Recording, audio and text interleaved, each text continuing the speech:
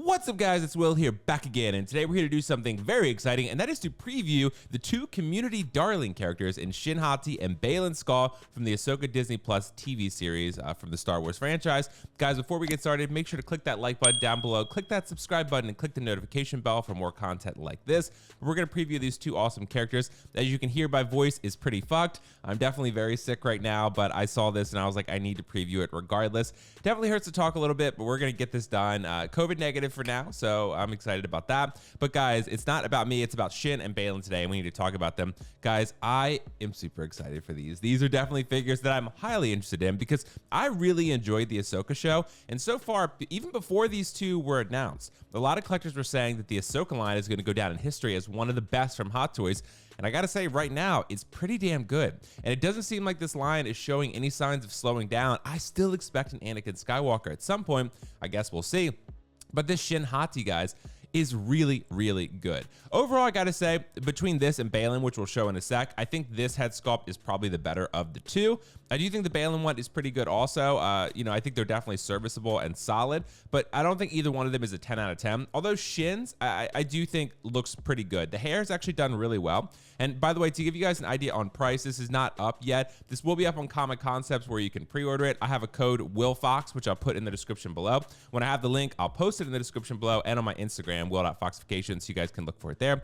Comic Concepts will have great prices and, of course, cheaper than Sideshow by quite a large margin. So it's a great option there. But nonetheless, this Shin Hati figure is, dude, it doesn't come with a lot, but I don't feel like it really needs to. I mean, it has a really cool looking outfit. It has a USB lightsaber and some hands and like a droid of some kind.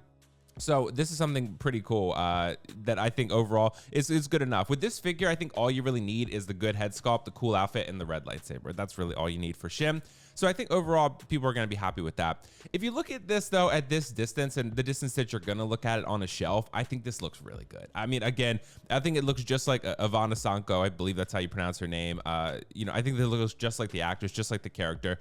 And I think, it's a very serviceable head sculpt, serviceable. I don't think it's a 10, but I would say, let's give it a 8.5 or 9. It's very good, and I'm happy that this is being made because, damn, this is awesome, dude. This is going to be a really cool figure. And it's funny that sometimes the bad guys or the villains of sorts, sort of charm you more than the main characters. I would say that Shin and Baylan had way more intrigue and mystery and just, screen presence than even Ahsoka did, which is crazy because Ahsoka was just kind of flat, It wasn't Rosario's fault necessarily, but I just feel like these two had way more presence and excitement surrounding them than Ahsoka herself did, which is pretty interesting. But these two look great together, man. Put those two together on the shelf, damn, dude. And Ray Stevenson, which we'll get to, damn, his looks really good too, man. His looks really good. Depends on the angle for him. But Shin and, Hot Toys is just on fire right now. Hot Toys is absolutely killing it. The only thing they fucked up is gore. Everything else lately they've been dropping have been banger after banger after banger. Hot Toys is stepping their game up, and they're bringing it. They're bringing it. So I got to give them credit here because Hot Toys is really doing quite a great job here. And they're giving us characters that we want. They knew that Shin and Baylan would be characters that people would be excited about. And look, they're here. So, and again, with Ray Stevenson unfortunately passing away, we don't even know, are they going to recast Baylan Skoll? What are they going to do? Shin will probably be back around at some point in the next season of Ahsoka. But yeah, this is exciting. This is really her original sort of Padawan Sith look, right? Padawan dark side user look. I think it's a really cool look. I love this character design. I think it looks great. Look at the subtle weathering there. Some of it not so subtle on the armor there. It's very much like a rusting sort of, I guess, browning effect. I think that looks really great. And then if we look back at some of the other shots on the tunic and such, I think that looks great. She's got her little braid, Padawan braid, which I think looks cool. But yeah, I mean, this is not a figure that comes with a lot. Again, if you look at the HK secret base price, this is like $220 some. It'll end up being like $275, $270 on Sideshow. And when you go to get it on Comic Concepts, it'll cost you like $260 or something like that. So $265. So just be prepared for that type of price. I think that would be fine. Again, use the code WillFox for Comic Concepts. Again, not trying to, bombard you with that, but it's just a better price. And, it's a great place where I usually get mine. But nonetheless, this is just a really cool looking figure, guys. I think the community should be excited about this one. This is a very exciting day for us Hot Toy collectors and Star Wars fans. So again, I'll definitely be picking this one up. I hope you guys are too. Let me know in the chat below. But Shin, to me, I mean, what more does she really need? It's kind of like, okay, yeah, I mean, you got this little droid thing. I think that should be fine. Whatever it is, I'm not even honestly sure of the name, but you know, it's something that you can use. Are most people going to use it? Maybe, I don't know. As long as you have Shin with a red lightsaber and her cool outfit, it looks good. So I think the head sculpt, yeah, I hope it doesn't decline too much, because I do think there's a little softness in there. I think there could be a little more detail brought out sort of in the skin and just the overall likeness here, but it's solid. If you compare it next to the actual actress, I think you'd see a pretty remarkable consistency there and a likeness, but it's definitely going to be one that I think we're going to have to monitor. But yeah, let's move on to Baylan Skoll, because this one's really great too. What's interesting about him is when you look at him at certain angles, it kind of has like a sort of a bobblehead effect. Like from this angle on the left here, right? It looks like maybe the head is like a little bit oversized compared to the body or something. Like something looks slightly off there. When you put the cloak on him, it looks fine, right? So it just depends on how you're going to display him. Here, it looks fine, right? But, you know, it could be an in-person, like a perception thing. But again, you put that cloak on him, which honestly, I like the cloak look on him more. To be honest, looking at this photo, I think the cloak sort of rounds out the rest of the proportions, especially with the head and the rest of the body. But to me, I mean, you know, you could display him either way. The armor looks really great. He has his iconic red lightsaber, and the likeness to Ray Stevenson is great. You got moving eyeballs for both of them. I think that's fantastic.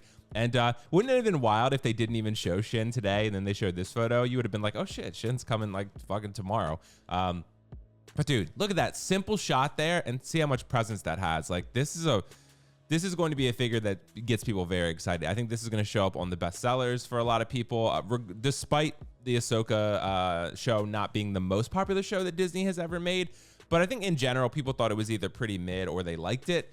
It's definitely not hated. So it didn't get the ratings as some of the other shows, but you know, it's not Mandalorian, so to speak. But I do think overall was a success overall, enough to get another season. So yeah, I mean, honestly, I think this Ray Stevenson looks great. Again, this is not a figure that comes with a lot either, but what is the really selling point of this? It's the head sculpt, as most hot toys tend to go. They mostly are the lifelike head sculpts that draw you in and you know, get your money. So, but again, the simple pose like this with the cloak, I think looks great. That's probably how a similar pose to how I'll display mine. Something like this. I probably wouldn't put the hood on him. It does look great, but covering up that head sculpt, that's really, really good.